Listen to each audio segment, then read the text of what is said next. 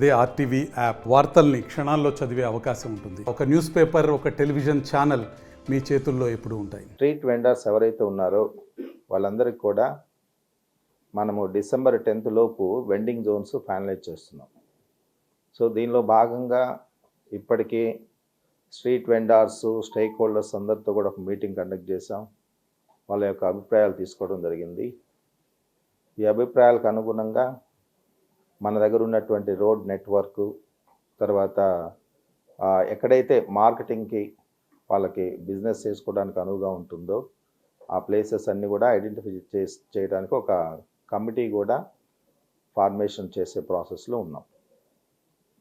In the mean time ఎక్కడైతే జెన్యూన్గా business చేసుకుంటున్నారో, ఆ వృత్తి మీద ఆధారపడి బ్రతుకుతున్నారో వాళ్ళని ఎట్టి పరిస్థితుల్లో కూడా మేము 100% ఈ వెండింగ్ జోన్స్లో అకామిడేట్ చేసేదానికి ప్రయత్నాలు చేస్తున్నాం. కానీ ఇక్కడ గమనించాల్సింది ఏంటంటే, నేను ఇది 4th month ఈ కార్పొరేషన్లో జాయిన్ అయ్యి, ఈ 4 monthsలోనే వెండింగ్ జోన్స్ ఫార్మేషన్ జరుగుతుంది. తర్వాత స్ట్రీట్ వెండర్స్కి అనేక రకాల సౌకర్యాలు ప్రభుత్వ పరంగా అందించే ఆ సౌకర్యాలు వాళ్ళకి ప్రొవైడ్ చేయడంలో మరి అధికారులు సమాయత్తం అవుతున్నారని తెలిసిన తర్వాత చాలామంది స్ట్రీట్ వెండర్స్ ముసుగులో చాలామంది కొత్తగా ప్రవేశం చేస్తున్నారు. ఎంతవరకు వెళ్ళిందంటే, అది మన గుంటూరు కార్పొరేషన్లో ఉన్నటువంటి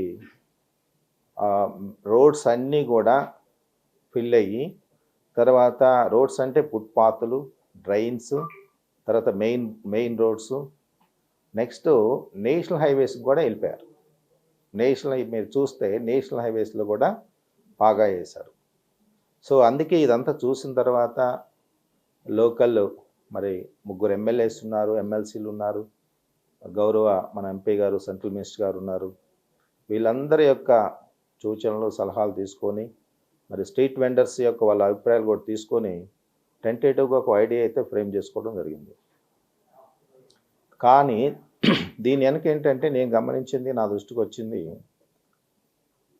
గత కాలంలో ఈ స్ట్రీట్ వెండర్స్ ముసుగులో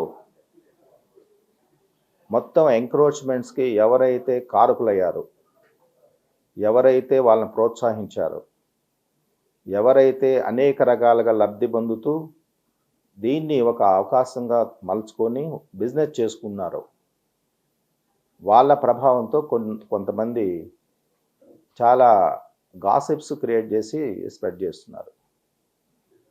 దానిలో ఫస్ట్ గాసిప్ ఏంటంటే, లోకల్గా ఉన్నటువంటి సెంట్రల్ మినిస్టర్ గారు, లోకల్గా ఉన్నటువంటి ఎమ్మెల్యేస్, లేకపోతే లోకల్గా ఉన్నటువంటి విఐపీస్, తర్వాత ప్రజాప్రతినిధులు, వీళ్ళ సహకారంతో వీళ్ళు స్ట్రీట్ వెండర్స్ని అక్కడ ఉంచాలంటే ఉంచటం, లేకపోతే ఇక్కడ తీయాలంటే తీయటం అనేది చేస్తున్నారు జిఎంసీ అధికారులని ఒక గాసిప్ ప్రచారం చేస్తున్నారు. ముఖ్యంగా దాన్ని దృష్టిలో పెట్టుకొని ఈ ప్రెస్ కాన్ఫరెన్స్ పెట్టడం ఇది. ఎట్టి పరిస్థితుల్లో కూడా గాసిప్స్ అనేది మేము తీవ్రంగా ఖండిస్తున్నాం. ఆ గాసిప్స్ ఎవరు క్రియేట్ చేస్తున్నారు, దాని వెనుక ఉన్నటువంటి మతలబ్ ఏంటనేది కూడా మేము ఎంక్వైరీ చేసుకోవడం జరిగింది. నేను అలాంటి వాళ్ళందరికీ సముచితంగా చెప్తున్నాను, లేకపోతే వార్నింగ్ లాగా అనుకోండి. ఇట్లాంటి అభూత కల్పనలు, అసత్య వార్తలు ప్రచారం చేస్తే తద్వారా చట్ట ప్రకారంగా తీసుకునే చర్యకి మీరు బాధ్యత వహించాల్సి వస్తుంది. ఎవరైనా సరే గుంటూరు నగరాన్ని అందంగా తీర్చిదిద్దుకోవాలని తలంపుతో అధికారులు ఉంటారు, ప్రజాప్రతినిధులు ఉంటారు. దానికి మీరు సహకరించకపోగా ఫలానా వాళ్ళు చెప్తే వీళ్ళు చేస్తున్నారు, ఫలానా వాళ్ళు ఇక్కడ ఉంచమంటే అక్కడ ఉంచుతున్నారు, ఫలానా వాళ్ళు ఇక్కడ తీయమంటే తీస్తున్నారు, ఇదంతా ఏమి ఆశించి మీరు ప్రచారం చేసుకుంటున్నారో మాకు తెలియదు. కానీ బట్ అది కరెక్ట్ కాదు. ఫస్ట్ మీరు ఏ స్వార్థంతో, ఏ బిజినెస్ మైండ్ తోటి మీరు చేస్తున్నారో అవన్నీ మా దగ్గర డేటా ఉంది. దయచేసి అలాంటి వాళ్ళు అవన్నీ మానుకుంటే పద్ధతిగా ఉంటుంది. ఆ అదర్వైజ్ చట్ట ప్రకారం యాక్షన్ తీసుకోవడంలో ఎట్టి పరిస్థితుల్లో కూడా వెనకాడదు. ఇది స్ట్రీట్ వెండర్స్ సంబంధించి. స్ట్రీట్ వెండర్స్ కూడా వాళ్ళతో టైం టు టైం నెగోషియేషన్ చేస్తున్నాం. వాళ్ళని కూడా కమిటీలో మెంబర్స్గా పెట్టుకుంటున్నాం. They are very happy. నేను అఫిషియల్గా నేను మళ్ళీ చెప్తున్నా, అఫిషియల్గా మనము స్ట్రీట్ వెండర్స్ని వెకేట్ చేయించింది ఒక గుజ్జనగుండ్ల పార్కు ఏరియా. అట్లనే గవర్నమెంట్ హాస్పిటల్కి మీకు అందరికీ తెలుసు, గతంలో కొన్ని ఇన్సిడెంట్స్ జరిగాయి, బ్యాడ్ ఇన్సిడెంట్స్. వాటన్నిటిని దృష్టిలో పెట్టుకొని మరి district level hospital development committee headed by collector గారు వారి యొక్క ఆధ్వర్యంలో కొన్ని డెసిషన్స్ తీసుకున్నారు. ఆ డెసిషన్స్కి అనుగుణంగా జీజీహెచ్ వాళ్ళందరితో మాట్లాడి వాళ్ళకి ఆల్టర్నేటివ్ అకామిడేషన్ కూడా చూపించి మేము అక్కడ వాళ్ళని తీయటం జరిగింది. 1 or 2 persons ఉంటారు, చెప్పాను కదా, ఎవరో మోటివేట్ అయ్యి ఏదో మాకు అన్యాయం జరిగిపోతుంది అనే వాళ్ళు 1 or 2% majority of the vendors they are happy. GMC తీసుకునే యాక్షన్ పట్ల జిఎంసీ టైం టు టైం వాళ్ళకి కన్వే చేస్తున్నారు. వాళ్ళందరూ స్ట్రీట్ వెండర్స్ సార్, మేము ఏదో అనుకున్నాం, బట్ మీరు తీసుకునే చర్యల పట్ల సంతృప్తిగా ఉన్నామని వాళ్ళ కమిటీస్, కొన్ని అసోసియేషన్స్ కమిటీస్ నాతో షేర్ చేసుకుంటున్నారు. ఇదే కాదండి, గతంలో వాళ్ళు ఎవరెవరి ద్వారా దోపిడీకి గురయ్యారు, ఎవరెవరికి ఎంతెంత నెల డబ్బులు ఇస్తున్నారు, ఇవంతా డేటా ఉంది మా దగ్గర. ఎవరో ఇవాళ వాళ్ళే చెప్తున్నారు మాకు. సో దయచేసి వాళ్ళకి చెప్తున్నాను, ఇట్లాంటి మానుకోకపోతే మాత్రం చట్ట ప్రకారం యాక్షన్ తీసుకోవడంలో నేనైతే వెనకడుగేయను. గౌరవ కొత్త ప్రభుత్వం ఏర్పడిన తర్వాత ప్రజలకి qualitative service, at the same time ఊరు బాగుపడాలని, అట్లాగే స్ట్రీట్ వెండర్స్ని అబ్రప్ట్గా రోడ్డును పడేయకుండా మనం వాళ్ళకి కావాల్సినటువంటి ఏర్పాట్లు చేయాలని చెప్పేసి ప్రభుత్వ పరంగా కూడా మాకున్న ఇన్స్ట్రక్షన్స్. ఇప్పుడు ఉదాహరణకి కౌస్ తిరుగుతున్నాయి రోడ్ల మీద. ఈ కౌస్ తిరిగే దాంట్లో కూడా గవర్నమెంట్ నుంచి క్లియర్ ఇన్స్ట్రక్షన్స్ ఉన్నాయి. ఎట్టి పరిస్థితుల్లో వాటిని గోశాలకు తరలించాలి. అన్క్లెయిమ్డ్ ఉంటే మేము 10 days తర్వాత ఆక్షన్ పెట్టుకొని వచ్చిన డబ్బుల్ని జిఎంసీ ఫండ్కి జమ చేసుకోవచ్చు. ఇవన్నీ ఉన్నాయి చట్ట ప్రకారం. అయినా కూడా మేము మానవతా దృక్పథంతో తీసుకెళ్ళి వాటిని సంరక్షించి మ్యాన్ పవర్ పెట్టుకొని వాటికి కావాల్సిన ఫీడ్, ఫుడ్ అంతా చేసి, వాళ్ళు ఎవరైనా జెన్యున్గా ఓనర్షిప్ వస్తే వాళ్ళకి హ్యాండ్ ఓవర్ చేస్తున్నాం, పెనాల్టీస్ వేసి. అట్ ద సేమ్ టైం వాళ్ళకి వార్న్ చేయడం కూడా జరుగుతుంది, మళ్ళీ రిపీట్ చేయొద్దని. కానీ దీని ముసుగులో కూడా వీధుల మీద కౌస్ ఉంటాయి, మీరేమి వాటిని ముట్టుకోవద్దు, అవి అంతటా అవి బ్రతుకుతాయి, మేము చేసుకునే బిజినెస్ మేము చేసుకుంటాం అని కొంతమంది అప్రోచ్ అవుతున్నారు. నేను వాళ్ళకి ఒకటే చెప్పాను, మీరు 1 or 2 days కావాలంటే టైం తీసుకోండి, ఎక్కడైనా భద్రపరచుకొని సేఫ్ జోన్లో పెట్టుకుంటామంటే తీసుకోండి. ఒకసారి తీసుకున్న తర్వాత మళ్ళీ అవి రోడ్ల మీద రాకుండా మీరు అండర్టేకింగ్ ఇవ్వండి అని కూడా చెప్పాం. అలా కాకుండా మేము అన్ని నెలలు మేము రోడ్ల మీద పెంచుకుంటాం, ఆ తర్వాత వాటిని డిస్పోజ్ చేసుకుంటాం, ఇవన్నీ చట్ట ప్రకారం అంగీకరించే పరిస్థితులు లేవు. కాబట్టి ఇలాంటి ఇల్లీగల్ యాక్టివిటీస్ చేయటానికి పూనుకున్నటువంటి వాళ్ళు కానీ వాటిని ప్రోత్సహించేటటువంటి వాళ్ళ మీద మాత్రం చట్టపరంగా చర్యలు తప్పవు. ఇది తథ్యం. ఇకపోతే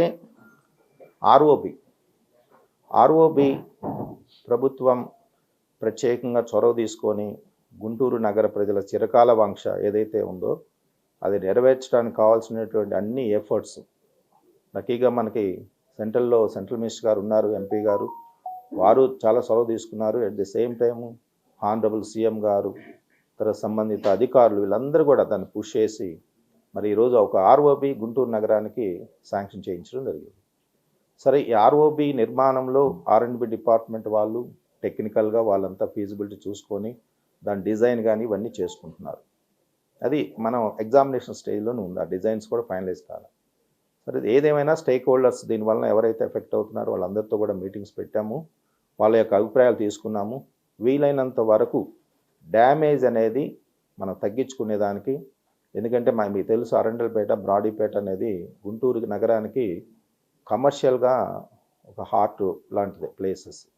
సో వాళ్ళ యొక్క అభిప్రాయాలకు విలువిస్తూ మళ్ళీ డిజైన్లు ఏమైనా చేంజెస్ చేసుకోవాలా, లేకపోతే ఎంతవరకు మనము వాళ్ళకి హెల్ప్ అవ్వగలవనే దిశగా మనం అడుగులు వేస్తున్నాం. సో దాన్ని దృష్టిలో పెట్టుకొని మరి కొద్ది రోజుల్లో అటు సెంట్రల్ మినిస్టర్ గారు, ఇటు లోకల్గా ఎమ్మెల్యేస్ ఉన్నారు, ఎమ్మెల్సీలు, ప్రజాప్రతినిధులు, వీళ్ళందరినీ సమక్షంలో వాళ్ళు ఇచ్చినటువంటి ఫీడ్బ్యాక్, తర్వాత ప్రజల నుంచి వచ్చిన ఫీడ్బ్యాక్, రిటైర్డ్ ఇంజనీర్స్ కూడా కొంతమంది దీని మీద వర్క్ చేస్తున్నారు, వాళ్ళ యొక్క సలహాలు సూచనలు తీసుకొని అంతిమంగా ఈ డిజైన్ ఫైనలైజ్ చేయడం జరుగుతుంది.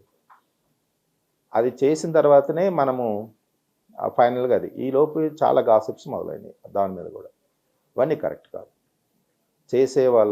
మంచి చేసే వాళ్ళ హ్యాండ్స్ స్ట్రెంగ్థనింగ్ చేస్తే తద్వారా ప్రజలకు మేలు అవుతుంది. నెక్స్ట్ 50 years 60 years వరకు వెనక్కి తిరిగి చూసుకోకుండా ఇప్పుడు ఆర్యూబీ కావాలంటున్నారు. ఆర్యూబీ కూడా it's a good suggestion, no doubt. అది ఎంతవరకు ప్రాక్టికల్గా సాధ్యమవుతుంది కదా, ఆ దిశగా అన్నీ కూడా ఎగ్జామిన్ చేసి డ్యామేజ్ అనేది, ఎందుకంటే Guntur corporation structural compensation pay చేయాలి. మరి కాంపెన్సేషన్ పే చేయాలంటే మనకున్న బడ్జెట్ కూడా చూసుకోవాలి. ఇవన్నీ దృష్టిలో పెట్టుకొని జాగ్రత్తగా వర్కౌట్ చేసి majority of the stake holders యొక్క సాటిస్ఫాక్షన్ లెవెల్కే వర్క్ చేయడం జరుగుతుంది. అదే ప్రభుత్వం యొక్క లక్ష్యం. ఇది ఆర్ఓబి సంబంధించి. నెక్స్ట్ రోడ్ వైడనింగ్స్ మీకు తెలుసు, మనకు ఆర్ఓబి స్టార్ట్ అయినా ఆర్ఓబి రెండు కలుపుకొని స్టార్ట్ చేసిన నెక్స్ట్ 1.5 year అయితే ఈజీగా పడుతుంది.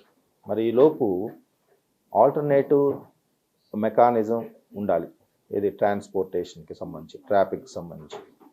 ఇవన్నీ కూడా వర్కౌట్ చేస్తున్నాము. ఇటు పోలీస్ వారు, జిఎంసి, తర్వాత ప్రజల యొక్క స్టేక్ హోల్డర్స్ ఒపీనియన్స్ తీసుకొని దీనిలో భాగంగా ఏవైనా రోడ్స్ వైడనింగ్ చేసుకోవాల్సి ఉంటే ఆ దిశగా కూడా అడుగులేసి ఆ వైడనింగ్ కూడా చేసుకోవడం జరుగుతుంది.